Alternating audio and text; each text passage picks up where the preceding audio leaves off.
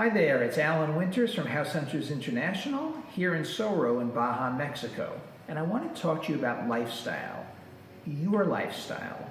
And here's what I want you to be thinking about. If you are retiring, if you're close to retirement, the question probably going through your head is, how do I maintain my quality of life? I want you to change that question. The question I want you to now have in your head is, how do I improve my quality of life?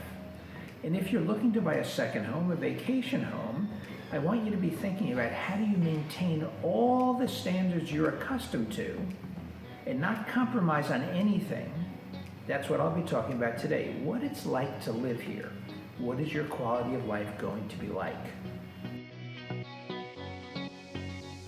Let's start with my very favorite part about living in SoRo, which is ocean views. Where I live in a luxury high-rise condo at Palacio del Mar, all I see is ocean from my living room, dining room, and master bedroom.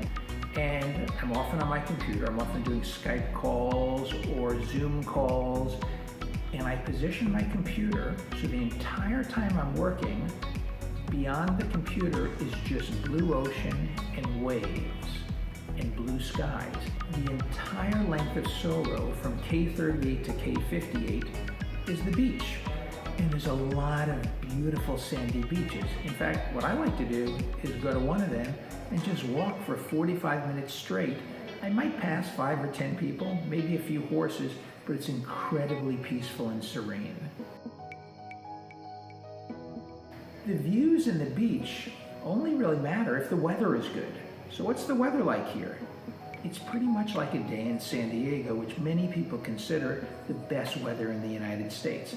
Typical day, 70 and sunny. Typical evening, a little bit cooler, even in the heart of summer.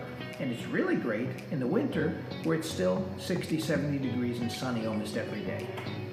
Let's talk about air quality. If you live in or near a major U.S. metropolitan area, you are used to often breathing in smog-filled air from industry and from cars. The air here is incredibly clean. There's never a smog alert. So you can breathe in deeply and it's just fresh, clean air. When I drive across the border from the United States into Mexico, within 60 seconds, everything slows down for me. My breathing gets really relaxed and slows down.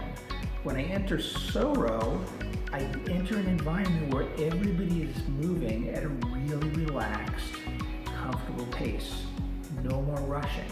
It's really comfortable and casual. And I want to tell you about traffic and congestion. Pretty much anywhere you live in the United States, you've dealt with rush hour, you've dealt with really long drive wait times. So this is what I want to tell you in SoRo. The next traffic jam I'm in will be the first traffic jam I've ever been in the last decade. It's just not crowded on the roads. You can get anywhere fast. So what are your housing options in SoRo? You've got a lot, and I want to tell you, whether you want a single family home or a high-rise luxury condo, you have a lot of really good choices. Your only challenge is picking a place that's best for you. Okay, I want to talk about food. You could go out for the most amazing French breakfast, quiche, omelets, pastries at Blue Galley. It's about a third of what it would cost in the United States. You like pizza? I'm an ex-New Yorker who lives in Los Angeles. There are a lot of Italian restaurants and a lot of good pizza. But I think Ollie's Pizza has the best pizza I've ever had.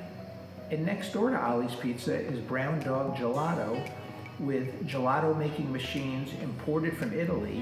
If you like seafood, you have a lot of choices. My favorite is probably Marea Alta for fresh fish, for ceviche, for I like the spicy ají tostada, or just tacos from a truck or a stand. You have so many great food choices in SoRo. As you can hear, I really like food. Yes, SoRo is really calm and relaxed, but what if you want to do something? You like being outdoors, you can rent an ATV and ride the sand dunes. You like open air markets? The fruit and veggie market in Primo Tapia is really amazing. How about hiking? There's hiking trails where you're in the hills, but before you is the ocean. It's really breathtaking. You can learn the tango, kind of like my wife and I did that you saw in House Hunters International. You can do lots of philanthropic activities, whether it's Friends of the Library, the Rotary Club, taking care of animals. There's all sorts of things you can do to keep busy when you don't want to just relax. Speaking of activities, now I'm going to tell you one of my personally favorite things to do. Have you ever heard of the Valle de Guadalupe? If you have not, you are in for an amazing surprise. It's one beautiful setting, rolling hills and vineyards. If you want to spend a day wine tasting and sampling food, you can go for that anytime. The Valle also has spectacular restaurants. The chefs have been trained all over the world. And here's the thing about eating the Valle. Most of the dining is outdoors. The vineyard is on one side of you. The vegetable garden and the livestock are likely to be on the other side of you. And meals are generally 4, 5, and 6 course meals, which is actually only 30 minutes from SoRo.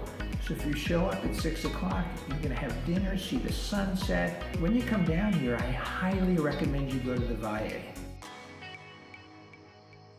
So I want to talk about how much things cost in SoRo, and in fact, I'm going to dedicate an entire video just to talking about costs.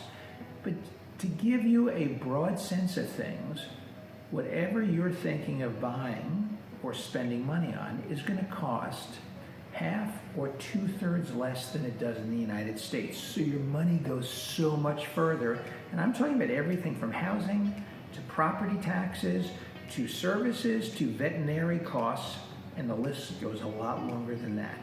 That's the great thing about SoRo. You're in a foreign country. It's kind of exotic, but you're still so close to home if you need to go back for a planned event or just a spontaneous visit.